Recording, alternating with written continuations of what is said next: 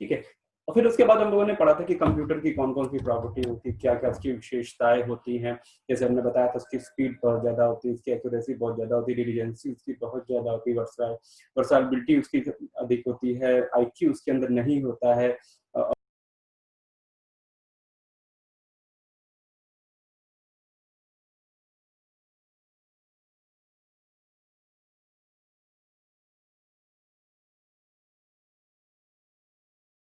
ये कल पढ़ रहे थे कि उसके अंदर आईक्यू नहीं होता, उसके अंदर फीलिंग कोई नहीं होती है। ये सब पॉइंट हम लोगों ने कल पढ़े थे।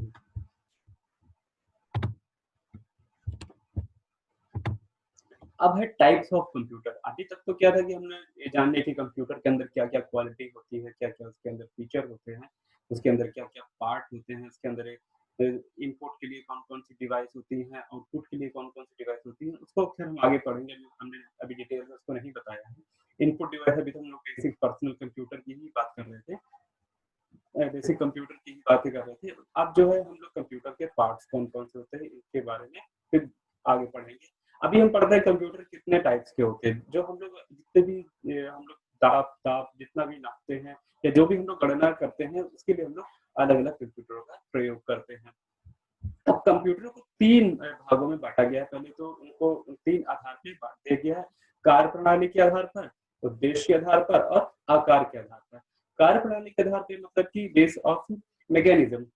इसका मतलब कि जैसा हमें जिस काम की ज़रूरत पड़ेगी, उसी प्रकार के हम कंप्यूटरों का निर्माण करेंगे। जैसे जैसे कि मान लीजिए हमें किसी जगह का तापमान नापना है, तो उसके लिए हम लोग थर्मामीटर का प्रयोग करेंगे। अगर हमें समय देखना है, तो उसके लिए हम घड़ियों का प्रयोग करेंगे। इसी तरह से दाब नापने के लिए जो मशीन होती है उसको बैरोमीटर बोलते हैं, तो उसका हम लोग प्रयोग करेंगे। उद्देश्य के आधार पर बेस ऑफ पर्पस अगर हमें किसी कंप्यूटर ऐसा कंप्यूटर बनाना है जो चिकित्सा के क्षेत्र में प्रयोग किया जाए या हम कह रहे थे कि किसी बैंकिंग क्षेत्र में प्रयोग किया जाए, तो वो क्या एक उद्देश्य है कि बैंक वाले जो होंगे वो कहेंगे कि हमको ये फीचर इसके अंदर होना चाहिए मतलब ये कार्य जो है कंप्यूटर करे। तो उनको इस तरह के कंप्यूटर चाहिए जिसमें वीडियो चले, जिसमें ऑडियो चले, जिसमें हम गाने सुन सकें, उनको ऐसा कंप्यूटर चाहिए, जिसकी कैलकुलेशन बहुत फास्ट अच्छे से काम करता है। और वो इस वे जैसे कि एटीएम मशीन है, वो क्या है एक स्पेशल पर्पज़ कंप्यूटर मतलब वो उसका काम क्या है कि पैसे निकालना, ट्रांज़ैक्शन करना और एटीएम कार्ड को एक्सेप्ट करना, उसकी करना और सर्वर से उसके अकाउंट को चेक करना, उसके बाद उसको पैसे ट्रांज़ैक्शन कर देना और उसके अकाउंट में पैसे भेज देना। तो ये क्या हो गया ये उद्देश्य के आधार पे मतलब बैंक का उद्देश्य था कि एक ऐसी मशीन बनाई जाए, एक ऐसा कंप्यूटर बनाया जाए, जिससे क्या हो सके कि हाँ, लोगों को पैसे निकालने में आसानी हो। तो जो वो स्पेशल प्रकार मतलब विशेष प्रकार का कंप्यूटर होता है, मतलब एक उद्देश्य उसका बनाया गया था। इसी प्रकार से अगर अलग-अलग उद्देश्यों के लिए अलग अब जैसे ये चिकित्सा की बात करते हैं कि बहुत से कंप्यूटर रखे होते हैं जो एक्स-रे के काम करते हैं, ठीक है? किसी का एक्स-रे निकालना है या किसी की सीटी स्कैन करनी होती है, तो वो क्या कंप्यूटर में बनाए जाते हैं, स्पेशल पर्पज़ कंप्यूटर हो गए, मतलब किसी विशेष कार्य के लिए बनाए जाते हैं। अगला पॉइंट है कि कंप्यूटर तीसरा जो हमारा कंप्यूटर होता है, आकार के आधार पे कंप्यूटर बना होता है। कितना बड़ा कंप्यूटर अलग-अलग जैसे हम लोग अभी पर्सनल कंप्यूटर प्रयोग कर रहे हैं, इसको हम लोग माइक्रो कंप्यूटर बोलते हैं। इसमें क्या होता है सिर्फ एक ही व्यक्ति काम कर सकता है, तो उसके लिए क्या छोटा उसका साइज़ रखा गया है और उसको एक आदमी आराम से चला सकता है। लेकिन बहुत सारे लोग हो जाते हैं तो कभी-कभी क्या होता है कि ज़्यादा कॉस्टली पड़ जाता है, अगर सबके लिए हम अलग-अलग सीपीयू और सर्वर लगा के घूमेंगे, तो बहुत ज़्यादा कॉस्टली पड़ेगा। तो कुछ हम ऐसी टेक्निक लगाते हैं, कुछ ऐसा हम लोग करते हैं कि एक सर्वर बनाते हैं और उसको कई सारे लोग प्रयोग करते हैं। अब जब कई सारे लोग प्रयोग करेंगे तो सीधी-सी बात है उसकी स्पीड ज़्यादा होनी चाहिए क्योंकि वो सबकी बात सुनेगा, सबको जवाब देगा, सबकी रिक्वेस्ट, सबकी रिस्पॉन्स वो देखेगा। तो ये हमारा क्या है कि जो ये कंप्यूटर होगा तो थोड़ा-सा उसका साइज़ बड़ा होगा क्योंकि उसमें ज़्यादा रैम होगी, रोम होगी, उसकी हार्ड डिस्क ज़्यादा होगी, तो वो हमारे क्या होंगे थोड़ा उससे बड़ा होगा। तो इस तरीके से क्या है कंप्यूटर के साइज़ बढ़ते चले जाते हैं। अभी कार्यप्रणाली के आधार पर इसको 3 भागों में बाँटा गया है। एक एनालॉग कंप्यूटर होता है, एक डिजिटल कंप्यूटर होता है और एक हाइब्रिड कंप्यूटर होता है। एनालॉग कंप्यूटर का मतलब कि जैसे कि हमारी घड़ी होती है, ये घड़ी क्या होती है जो जिसमें सुइयाँ लगी होती है, ये हमारी एनालॉग घड़ी होती है। ये घड़ी क्या होती है कभी इसमें क्या होता है कि जो टाइम होता है, जो सामने जो हमको दिख रहा होता है, बस वही उसका डाटा जो होता है। डाटा मतलब कि जो हम लोग देख रहे होते हैं, वही हमको वो बताती रहती है। एनालॉग की जो घड़ी होती है जो एनालॉग जो हमारे कंप्यूटर होते हैं, ज़्यादातर ये भौतिक राशियाँ जो होती हैं, जो जैसे कि हमारा तापमान हो गया, समय हो गया, दाब हो गया, इन सब चीज़ों के लिए प्रयोग किया जाता है। जैसे कि हमारा थर्मामीटर क्या है, ये एक हमारी एनालॉग है, जो थर्मामीटर जो यूज़ किया जाता है, जो डॉक्टर जिसमें जिसमें काँच की एक नली होती है और उसके अंदर क्या होता है कि पारा भरा होता है, उससे पता चलता है कि तापमान क्या है।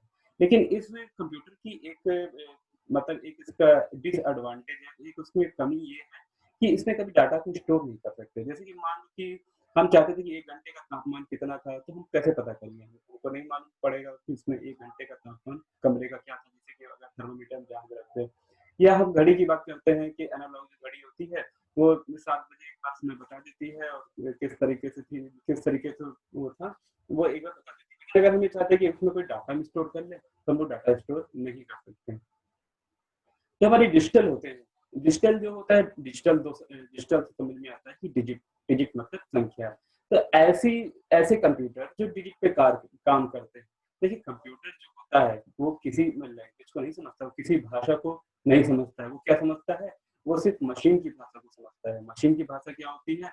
जैसे कि कोई भी मशीन है जो कि जैसे कि अपने घर में आप जो भी चीज़ें बल्ब चलाते हैं, पंखा चलाते हैं, तो मशीन जो भी है वो क्या समझती है? वो सिर्फ करंट आ रही है कि करंट नहीं आ रही है, बस इसी चीज़ को समझती है। मतलब कि अगर करंट आ रही है तो वो ऑन है, अगर करंट नहीं आ रही तो उसका मतलब कि वो ऑफ है।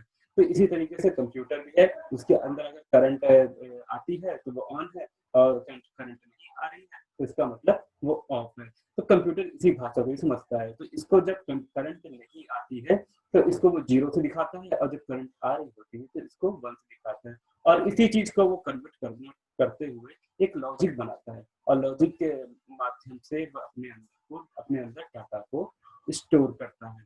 तो आपको ये समझ में आया कि जैसे कि कंप्यूटर जो होता है वो हम लोग की लैंग्वेज को नहीं समझता है, ना वो इंग्लिश समझता है, ना वो हिंदी समझता है, ना वो कन्नड़, मलयालम वो कुछ नहीं समझता है। वो सिर्फ मशीन की भाषा समझता है। मशीन की भाषा ऑन ऑफ बस इसी चीज़ को समझता है और इसी चीज़ का कॉम्बिनेशन बना करके हम अपनी बात को इसको समझाते हैं। ठीक है? ये एक मैथमेटिकल कॉन्सेप्ट है, थोड़ी इसमें एल्गोरिथम यूज़ होती है, उसमें आपको नहीं जाना है। आपको इतना जानना है कि जो कंप्यूटर होता है वो सिर्फ़ मशीन भाषा को समझता है। वो कोई किसी भाषा को नहीं समझता, ना वो इंग्लिश समझता है, ना वो हिंदी समझता है, वो सिर्फ़ मशीन की भाषा को समझता है।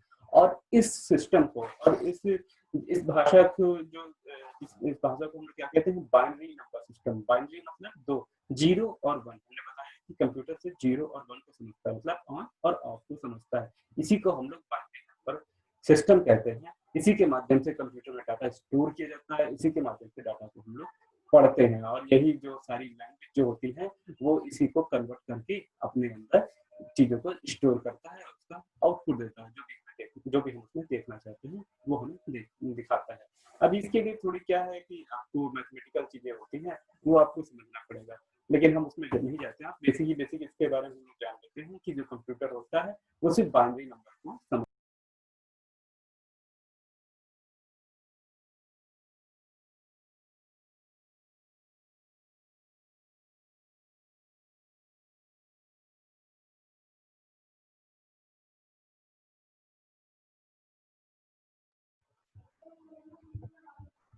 ठीक है, तो ये हो गए।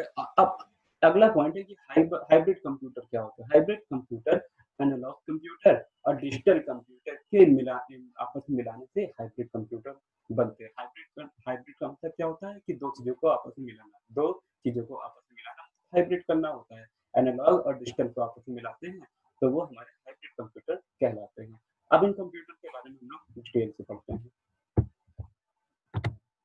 ये हो गए हमारे एनालॉग कंप्यूटर वह कंप्यूटर होते हैं जो भौतिक मात्राओं जैसे तापमान, ठीक है? दाब, प्रेशर, तापमान, लंबाई, ऊँचाई आदि को माप कर उनके परिमाप अंकों में व्यक्त करते हैं। ये कंप्यूटर किसी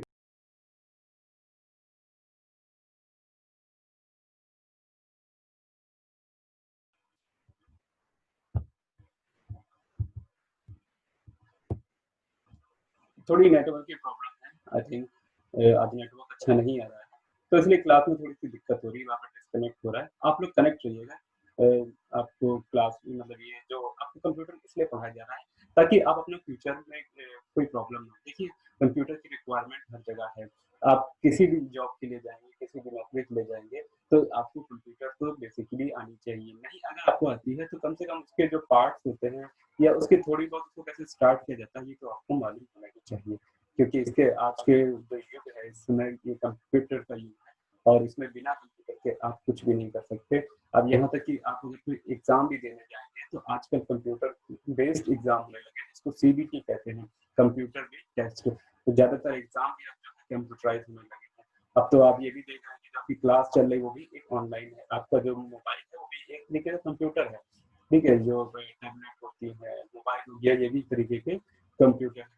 तो आपको ये जो क्लास है, स्पेशल क्लास कॉलेज की तरफ से कराई गई है, ताकि आप जो हमारे कॉलेज के बच्चे हैं, उनको बाहर जाके कभी ये ना हो कि हम अलग से कंप्यूटर की कोचिंग कर रहे हैं, कुछ प्रॉब्लम आ रही है। हम कंप्यूटर की कोचिंग वाले भी क्या करते हैं कि एक बार आपसे फीस ले लेंगे, उसके बाद वो ठीक से नहीं बताते। ये चीज़ हमने भी यहाँ पे देखा है। अभी हमारे साथ ही आपके बीकॉम में एक स्टूडेंट था, तो सीतापुर छोटी लाइन के पास किसी कोचिंग में वो पढ़ रहा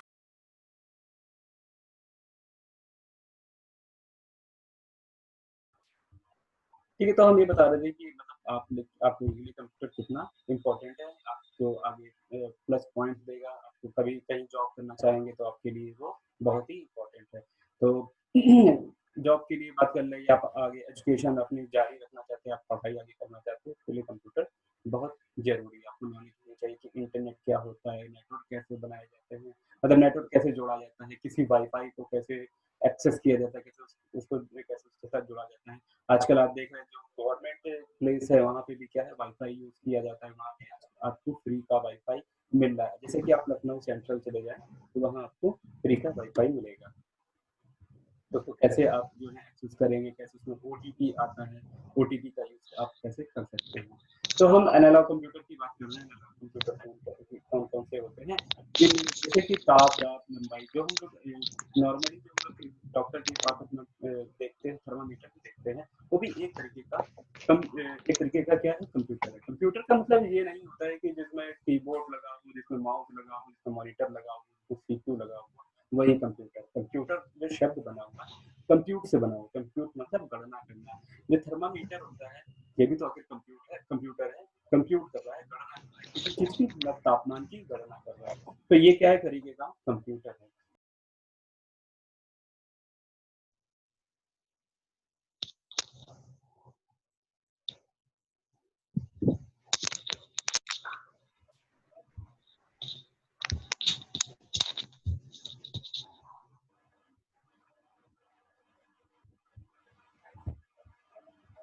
ठीक, अब अगले कंप्यूटर की हम लोग बात करते हैं।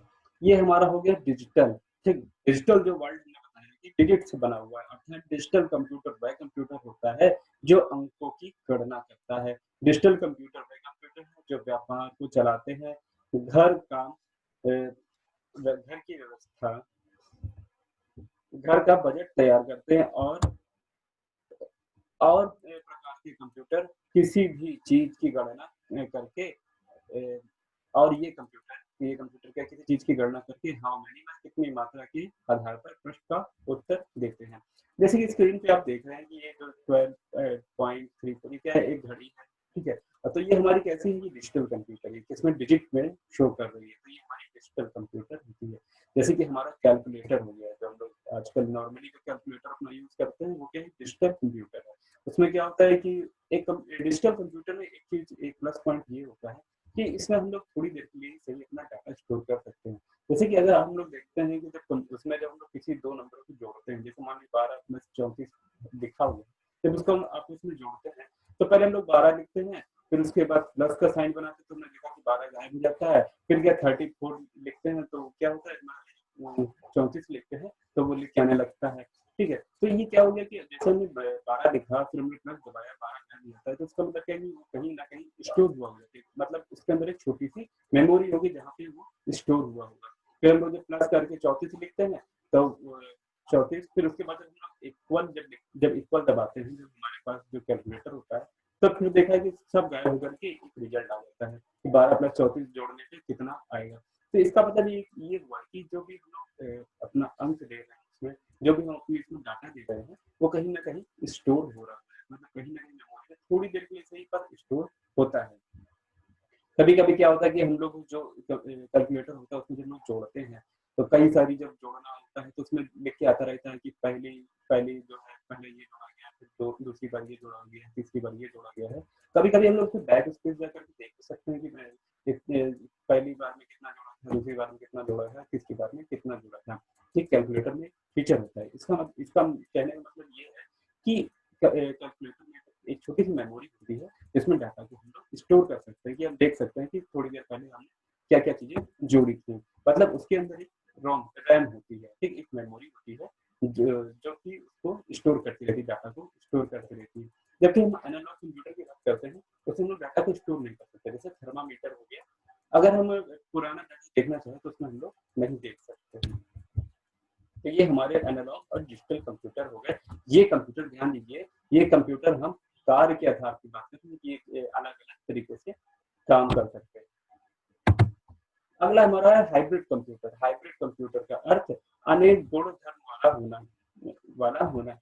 अतः वे कंप्यूटर जिनमें एनालॉग कंप्यूटर और डिजिटल कंप्यूटर दोनों के गुण हों, हाइब्रिड कंप्यूटर कहलाते हैं। जैसे पेट्रोल पंप की मशीन भी एक हाइब्रिड कंप्यूटर होती है। जैसे पेट्रोल पंप की मशीन होती है, उसमें क्या होता है कि वो लोग सेट कर देते हैं कि ₹100 का पेट्रोल डालना है, तो वो जो मशीन होती है वो ₹100 का ही पेट्रोल उसमें डालती है। मतलब कि उसमें नंबर भी चल रहा होता है, प्लस उसमें जो लीटर जो होता है वो उस हिसाब से नाप के उसमें फिट भी कर देते डाल ही देती है पेट्रोल की। जो आपकी जो बाइक होती है, आपकी जो स्कूटर होती है, जो भी आपकी वाहन है, उसमें क्या होता है कि उतना ही नाप करके आपके उसमें जो आपकी जो वाहन है उसमें उतना पेट्रोल पहुँच जाता है। तो वो क्या हुआ, डिजिटल को और एनालॉग दोनों को मिला करके बनाया जाता है। देखिए उसमें हम लोग मीटर सेट कर देते हैं और या हम लोग पैसे सेट कर देते हैं, वो अपने आप कैलकुलेट करके कितना पेट्रोल इस गाड़ी में डालना है, वो उतना उसमें डाल देती है। तो ये हमारी एक हाइब्रिड कंप्यूटर हो गई। अब हम बात करते हैं आकार के आधार पर, बेस ऑफ साइज। अभी तक हमने बात कर लिया कि कार के आधार पर कंप्यूटर बांटे थे, अब हम बात कर रहे हैं आकार के आधार पर कि अब कंप्यूटर छोटे से बड़े कितने कैसे-कैसे होते हैं। पहला तो हमारा कंप्यूटर हो गया माइक्रो कंप्यूटर, जो हमारा पर्सनल कंप्यूटर कहलाता है, जो हम लोग अपना इस्तेमाल करते हैं। इसमें क्या एक हमारा मॉनिटर हो जाता है, इसमें कीबोर्ड हो जाता है, इसमें एक माउस हो जाता है और इसमें एक सीपीयू लगा हुआ होता है। तो इतने पार्ट क्या है, ये हमारा एक पर्सनल कंप्यूटर हो गया, या इसको हम लोग माइक्रो कंप्यूटर कहते हैं। इसके बाद हमारा होता है, इससे थोड़ा सा बड़ा होता है, वो हमारा होता है मिनी कंप्यूटर। ठीक है, मिनी कंप्यूटर मतलब इससे थोड़ा सा बड़ा। वो क्या हो गया कि जैसे कि कोई एक बैंक में कोई काम करने वाले कई सारे लोग हैं, मतलब एक दूसरे के साथ डाटा शेयर करना चाहते हैं, किसी को डाटा इस्तेमाल करना चाहते हैं। आप सबके लिए अगर देंगे, सिस्टम देंगे या अलग-अलग सीपीयू लगाएंगे तो हमारा बहुत कॉस्टली पड़ेगा। इसलिए हम लोग मिनी कंप्यूटर का प्रयोग करते हैं। उसमें कई सारे लोग एक साथ काम कर सकते हैं। उसके बाद हमारा आता है मेन फ्रेम कंप्यूटर। ये मिनी कंप्यूटर से बड़ा होता है, माइक्रो से तो ज़्यादा ही बड़ा होगा और मेन फ्रेम कंप्यूटर हमारा होता है। जैसे कि हम लोग सर्वर की बात करते हैं, ये क्या होते हैं, सर्वर जो होते हैं या हाँ, सर्वर की बात करते हैं, ये हमारे क्या होते हैं, मेन फ्रेम कंप्यूटर होते हैं। उसमें आप लोग जानते हैं कितने सारे लोग उसमें काम करते रहते हैं। वर्क स्टेशन जो होते हैं तो उसमें बहुत सारे लोग काम करते रहते हैं। आप भी नेट चला रहे हो, कोई और भी नेट चला रहा होगा, कई सारे मतलब लाखों करोड़ों लोग उसमें नेट चला रहे होंगे और सबको मतलब सबका नेट जो है बराबर चला रहा होगा। तो वो हमारा क्या हो गया, मेन फ्रेम कंप्यूटर हो जाते हैं। अगला हमारा आता है सुपर कंप्यूटर। सुपर कंप्यूटर इनसे भी बड़ा कंप्यूटर होता है, जो इसकी स्पीड बहुत ज़्यादा होती है, ठीक है? जैसे माइक्रो की कंप्यूटर की अगर बात करें, स्पीड तो बहुत कम हो गई, फिर मिनी की ज़्यादा हो गई, फिर मेन फ्रेम की और ज़्यादा हो गई। भाई ज़्यादा लोग जुड़ेंगे तो उसको तेज़ी से काम करना पड़ेगा ताकि वो सबकी प्रॉब्लम जो है सॉल्व कर सके। अब सुपर कंप्यूटर क्या होता है कि ये जो इसकी स्पीड तो और भी ज़्यादा होगी, मतलब इन 3 पहले के जो 3 कंप्यूटर हैं, इससे इनकी स्पीड बहुत ज़्यादा होगी। सुपर कंप्यूटर ज़्यादातर जो वेदर फोरकास्टिंग होती है या ये जो रिसर्च सेंटर होते हैं, यहाँ पे प्रयोग किया जाता है। जैसे कि जहाँ मिसाइल की डिज़ाइनिंग होती है, रोबोटिक डिज़ाइन होते हैं, वहाँ पे सुपर कंप्यूटर प्रयोग किए जाते हैं। या वेदर फोरकास्टिंग मतलब कि मौसम विभाग की जानकारी जहाँ से प्राप्त की जाती है, वहाँ पे सुपर कंप्यूटर का प्रयोग किया जाता है। जैसे कि आजकल जो तूफान आया है, जैसे कि आजकल जो तूफान आया हुआ है, तो जो हमारा जो सिस्टम होता है, जो सुपर कंप्यूटर होता है, वो पहले से उस चीज़ के बारे में बता देता है कि अब ये जो तूफान है, वो कहाँ-कहाँ पे जाने वाला है और कहाँ-कहाँ हमको अलर्ट कर देना है। तो ये क्या है सुपर कंप्यूटर है, पहले से ही उसने गणना कर लिया कि कौन-कौन से राज्यों को हमको बचाना है।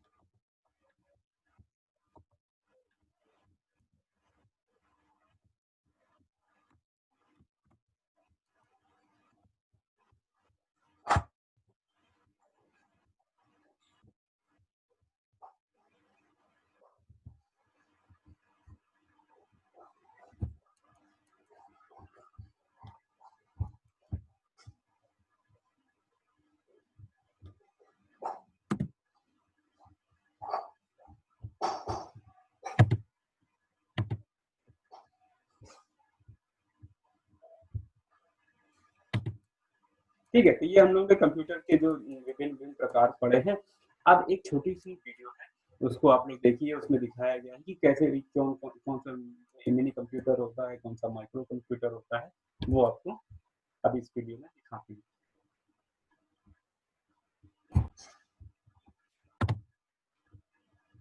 ठीक है, टाइप्स ऑफ कंप्यूटर लिख के आ रहा है। ये हमारा होता है सुपर कंप्यूटर, ये इस तरीके से सुपर कंप्यूटर जो है बहुत महंगा है और मतलब सर्च के लिए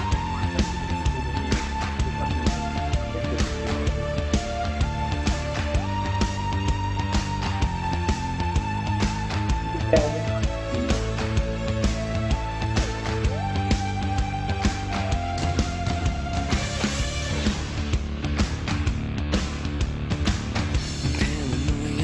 Is in bloom appear transmissions will resume. I try to try to ठीक है keep us all down, किया down, जाता down. We will है never see the truth around. और Another आगे promise, another scene, another ये package हमारा like होता to है keep us trapped in greed. A green belts wrapped around our minds, an endless red tape to keep the truth confined.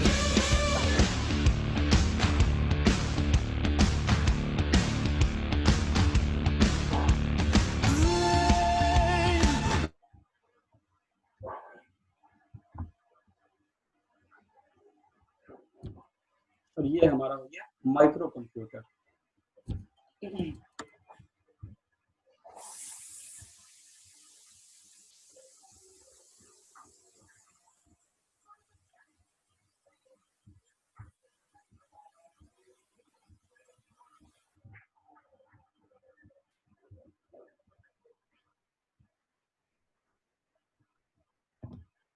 ये हमारी notebook हो गई, छोटे-मोटे जो कंप्यूटर होते हैं, ये हो गए।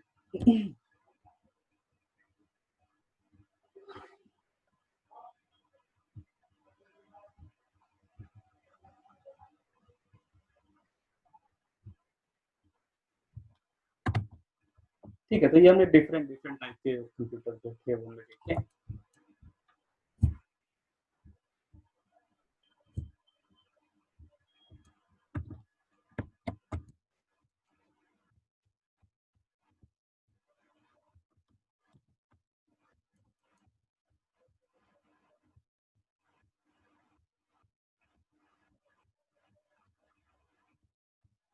अब बात करते हैं माइक्रो कंप्यूटर क्या होते हैं। ठीक है, माइक्रो कंप्यूटर जो हमने बताया कि जो हम कंप्यूटर अपना पर्सनल कंप्यूटर जो डेस्कटॉप होता है, लैपटॉप होता है, ये सब क्या है हमारे माइक्रो कंप्यूटर होते हैं। इस कंप्यूटर को हम लोग माइक्रो कंप्यूटर 2 कारणों से कहते हैं। पहले तो ये कंप्यूटर बहुत छोटे होते हैं।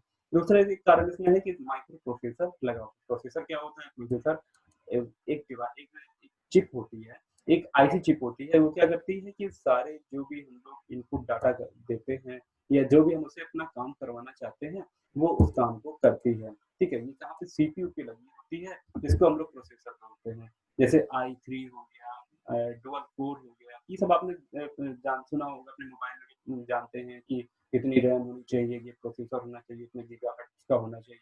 ये चीज़ें आपने देखी होंगी कभी अपने मोबाइल जो आपके पास स्मार्टफ़ोन है, कभी उसके जाइएगा उसमें चेक कीजिए एक ऑप्शन आता है अबाउट दिस फ़ोन, अबाउट मतलब फ़ोन के बारे में क्या-क्या जानकारी है, तो उसमें लिख के आता है कि इतने जीबी इसमें रैम है, इतने जीबी इसमें प्रोसेसर लगा हुआ है, कौन-सा प्रोसेसर लगा हुआ है, ये सब चीज़ें उसमें लिख के आती रहती हैं। जैसे कि इसमें हम आपको दिखाते हैं, ये मेरा कंप्यूटर है, इसको हम स्क्रीन अपनी शेयर करते हैं।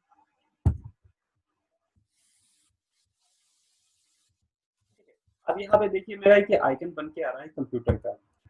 यहाँ पे देखिए ये आइकन बन के आ रहा है कंप्यूटर का। इस पे हमने राइट क्लिक किया और उसके बाद हमने इसकी प्रॉपर्टी चेक की।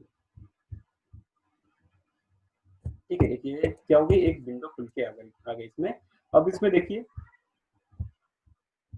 इसमें दिखाई दे रहा है कि सबसे ऊपर क्या लिखा हुआ, विंडोज 7 अल्टीमेट इसको पड़ी हुई है। ठीक है, फिर उसके बाद नीचे आइए, यहाँ पे जो है मैन्युफैक्चर टीम ऑपरेटिंग सिस्टम जो है कुछ जो कि ओएस है उसके द्वारा बनाया गया हुआ है। अब इसमें देखिए प्रोसेसर लगा हुआ है इंटेल R4 i3। ठीक, ये यहाँ पे ये जो 5.8 लिखा हुआ है इसके नीचे देखिए लिखा हुआ है इंटेल, इसमें इंटेल का कोर लगा हुआ है, इंटेल का प्रोसेसर लगा हुआ है। और जो i3 जिसकी कितने कोर है, 3 कोर है। और इसके देखिए दिखा भी रहा है कि इसकी जो मॉडल है, मॉडल नंबर दिखा रहा है, उसके बाद सीपीयू दिखा रहा है, फिर कितने इसमें गीगाहर्ट्ज़ का कितना इसमें आवृत्ति जो होगी वो कितनी दिखाई दे रही है। फिर उसके बाद देखिए इसमें अगला ऑप्शन आ रहा है रैम। ठीक, तो इसमें क्या है, रैम कितनी लगी हुई है, तो उसमें दिखा रहा है 4 जीबी की इसमें रैम लगी हुई है। और सिस्टम टाइप कितना है, 64 बिट का ऑपरेटिंग सिस्टम इसमें पड़ा हुआ है। कंप्यूटर भी जो है वो कितना है, 64 बिट का ही लगा हुआ है। ठीक है, इसमें टच की और पेन की कोई फैसिलिटी अवेलेबल नहीं है। देखिए इसमें लिखा हुआ है no pen no touch input in available. इसमें कोई जैसे कि आपको मोबाइल है वो कैसा है टच, उसमें स्क्रीन जो है टच लगी हुई थी, लेकिन ये जो लैपटॉप मेरा जो है, ये मेरा पर्सनल कंप्यूटर जो है, इसमें ऐसी कोई सुविधा नहीं लगी हुई है। फिर उसके बाद देखिए कंप्यूटर का नेम जो आ रहा है, जो उस कंप्यूटर का मालिक होगा, जिसका एडमिन होगा, उसके बारे में नीचे डिटेल लिखी हुई है। आनंद पीसी, फुल उसका नाम आनंद पीसी, और ये वर्क ग्रुप हो गया। तो ये क्या है, कंप्यूटर की प्रॉपर्टी है। अब इसमें जो है विंडो एक्टिवेट है, अब बहुत सी विंडोज एक्टिवेट करनी पड़ती हैं। ठीक है, जो मतलब लाइसेंस होता है, अगर आपने लाइसेंस वाली विंडो ले रखी है तो आपको आपके और अच्छे थोड़े फीचर आएंगे और उसमें एंटीवायरस भी आपको मिलेगा।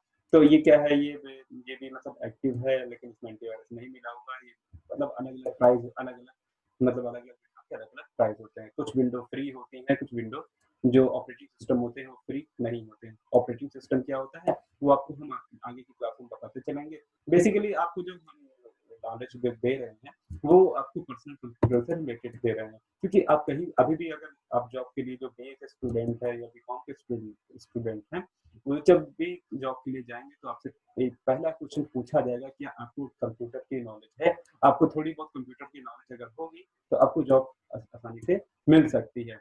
आपको कहीं सीखने की ज़रूरत भी नहीं पड़ेगी। ये नहीं कि आप गए हैं और कोचिंग वाले, और सीतापुर में तो बेसिकली हमने देखा है कि यहाँ पे कोचिंग वाले हैं, एक बार अगर पैसा ले भी लेंगे, ठीक है ज़्यादा नहीं लेते हैं, 500 रुपए लेते हैं या 300 रुपए लेते हैं, लेकिन आपका समय बर्बाद करते हैं, आपको ठीक से सिखाते भी नहीं हैं। यहाँ हमने कई जगह हमने देखा भी है, तो हमने कि वहाँ पे बच्चे भी यही बताते रहते हैं कि सर वहाँ पे जाते हैं और वो सिखाते भी नहीं है और ऊपर से फीस इतनी ले लेते हैं। तो बेसिकली ये फीस की कोई प्रॉब्लम नहीं होती, लेकिन जब वो बच्चों को सिखाते नहीं है फिर वो उनका फ्यूचर जो है खराब होता है। तो कॉलेज की तरफ से ये आपकी क्लास स्टार्ट की गई है, आप घर बैठे जो है थोड़ा बहुत कंप्यूटर की बेसिक नॉलेज तो आप ले सकते हैं। जो प्रैक्टिकली चीज़ होंगी, जैसे कि वर्ड पे कैसे काम किया जाता है, ऑफिस जो होता है, एमएस ऑफिस क्या होता है, कैसे एप्लीकेशन उस पे लिखी जाती है, तो ये सब चीज़ें आपको हम दिखा देंगे। अभी जो वो आपको स्क्रीन पे दिखा रहे थे वो क्या थी, हमारी पावर पॉइंट थी। पावर पॉइंट जानते हैं, जो प्रेजेंटेशन होती है, वो एक एमएस जो ऑफिस होता है उसी उसी का एक पार्ट होता है। एमएस वर्ड भी उसी का पार्ट है। इसके अलावा एक्सेल जो होती है, एक्सेल शीट जो बनाई जाती है जिसमें हम लोग किसी का रिजल्ट बनाते हैं, तो वो भी सब इसका पार्ट है। ऑफिस क्या है, एक पैकेज है। पैकेज के अंदर जैसे आप पैकेट लाके, पैकेट के अंदर बहुत चीजें आप रख के लाते हो, तो उसी तरीके से क्या है, जो ऑफिस होता है वो भी क्या एक तरीके का पैकेज है। ठीक है, तो ये हमने आपको दिखा रहे हैं कि कंप्यूटर को, कि अगर हमें जैसे अबाउट अपने कंप्यूटर के बारे में हमको जानना है तो यहाँ पे ये सब चीजें उसकी लिख के आ रही है। इसी तरीके से आप जो मोबाइल यूज कर रहे हो उसमें भी वहाँ पे सब चीजें क्या लिख के आ रही होंगी। जैसे आप जैसे अबाउट फोन पे जाएंगे, वहाँ पे आपको दिखाई देगा कि एंड्रॉइड ऑपरेटिंग सिस्टम पड़ा हुआ है, किटकैट पड़ा हुआ है, जेली वेली पड़ी हुई है, तो वो सब चीजें उसमें लिख के आएंगी। या हो सकता है कि मॉडल नंबर लिख के आ रहा हो कि, और उसकी आईपीएस नंबर होता है वो लिख के आएगा, ठीक है? आईपी नंबर होता है जब हम लोग इंटरनेट कनेक्ट करते हैं, तो वो सब चीज़ें उसमें लिख के आती रहती हैं।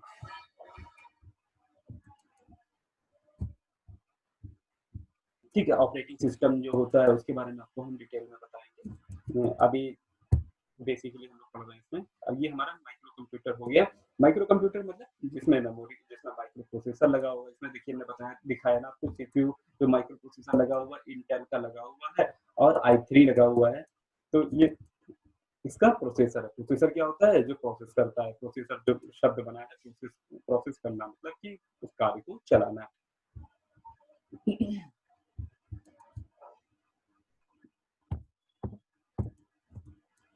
अगला हमारा मेन फ्रेम कंप्यूटर हो गया। Main frame computer mini computer से कुछ अधिक गति व क्षमता वाले होते हैं। कंप्यूटर मेन फ्रेम कंप्यूटर कहलाते हैं। ये कंप्यूटर आकार में बड़े होते हैं। इसमें अत्यधिक मात्रा में डाटा पर तीव्रता से प्रोसेस करने की क्षमता होती है। इसीलिए इसका उपयोग बड़ी कंपनी, बैंक, रेलवे आरक्षण, सरकारी विभाग द्वारा किया जाता है। ठीक है? तो ये हमारे मेन फ्रेम कंप्यूटर हो गए। ये मेन फ्रेम कंप्यूटर जैसे मान लीजिए बैंक होती हैं, बैंक आप जानते हैं, बैंक की बहुत सारी ब्रांचें होती हैं। एक ब्रांच आपको यहाँ मिलेगी, सीतापुर में मिलेगी, एक ब्रांच आपको महमूदाबाद में मिलेगी। स्टेट बैंक की बात करते हैं, इसी तरीके से बैंक ऑफ बड़ौदा में, अब एक उसकी ब्रांच यहाँ है, एक ब्रांच वहाँ है। अब मान लीजिए अब जो बैंकों के बीच में कुछ